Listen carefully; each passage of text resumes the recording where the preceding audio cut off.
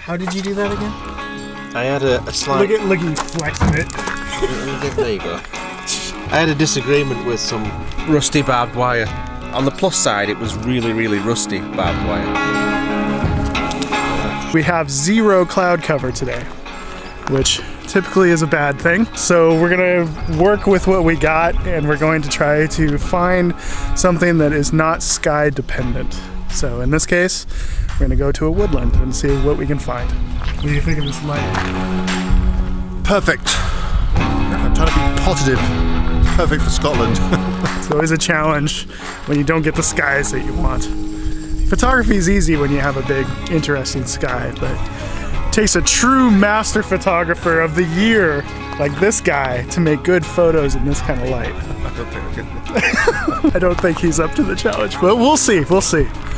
If anybody can do it, this group can, right? We'll give it a try. Absolutely exhausted, but we're about to go out and shoot. Gavin Hardcastle and Adam Gibbs have finally showed up. So yeah, we're gonna go out and take some photographs. Unfortunately, it's blue skies. For fuck's sake, man! Are you still waxing your chin rest? Let's get moving. Recording. Hi, hi YouTube. So we've driven not even a mile from the cottage that a couple of the guys are staying at. And we're at this little, I guess, meadow with all these flowering bluebells, and it's all backlit right now. It's looking absolutely beautiful. It'll be interesting to see if we can find some compositions in here.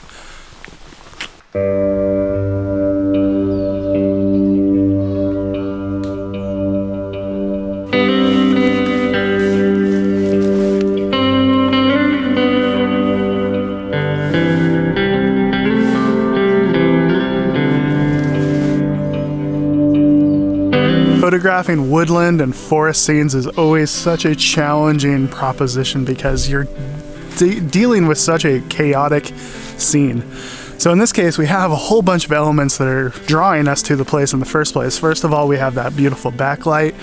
We have these maple trees with this beautiful moss growing on the roots and on the trunks.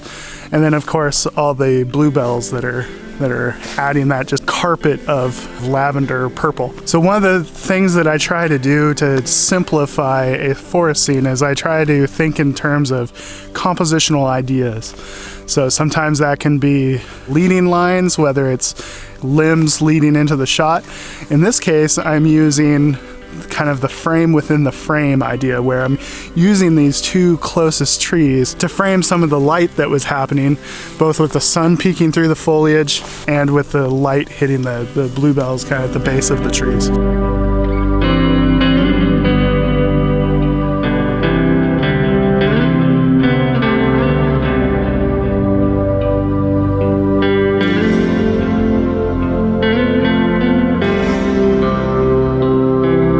So in a situation like this, the light changes really, really fast, and you have to kind of just move and react with the light.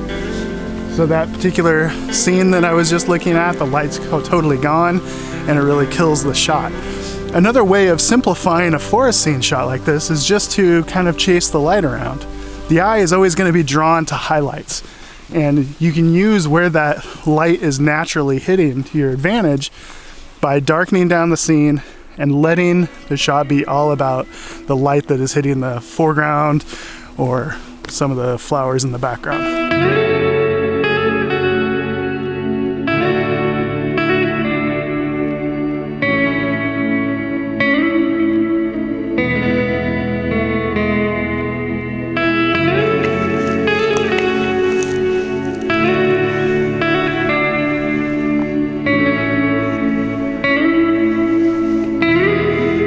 These kind of shooting scenarios are so challenging, so difficult.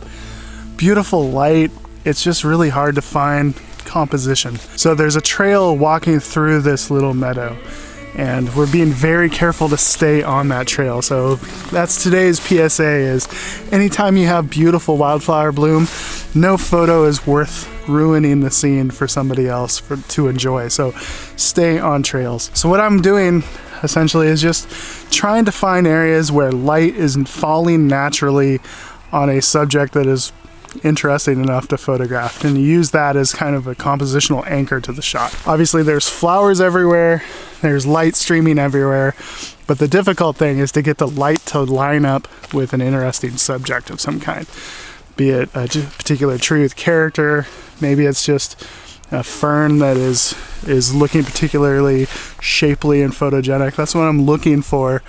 I've taken a couple shots, don't know if I found anything great yet.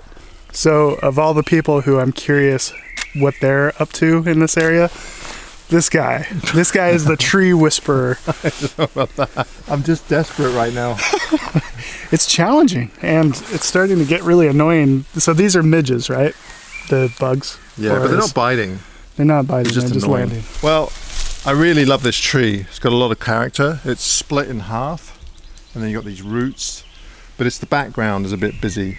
So we got some beautiful light coming through here, and I think I can get a sun star. It's hard to tell, you know. It looks good in the camera, but I can't tell until I open it up. It's one of those where it's hard to know what you got until you look at it on the computer. But I do like this tree here. That's kind of what you're going for, is you're looking for trees with character. I tend to, if I see something that I think might have potential, I tend to just stay with that one composition and just keep trying to work it, because it's, I mean, you just want to run off and start taking pictures everywhere, right? But then you just end up getting lost. And I imagine you're like I am, where like you're trying to react to what the light is doing, right? Like you're trying to find a subject where the light is falling on it. Yeah, I mean, like right now the ferns over here are just beautiful with the backlit trees or side lit. But I know that if I run over there, it's just gonna, it's time to get set up, it'll be done. So even though I shot this just the other day, I'm getting completely different results, completely different images. And the reason for it is because that little bit of light raking through the scene completely changes it. In a lot of ways, having direct light in a forest scene like this can simplify the shot, because the eye is naturally going to go to those highlights. And if you're able to use that to your advantage, it can really, really help in these scenes. It's still a compositional workout, because it's chaos, but it's a very fun workout, and I feel like I got a couple good shots. So I think we're just about ready to call it.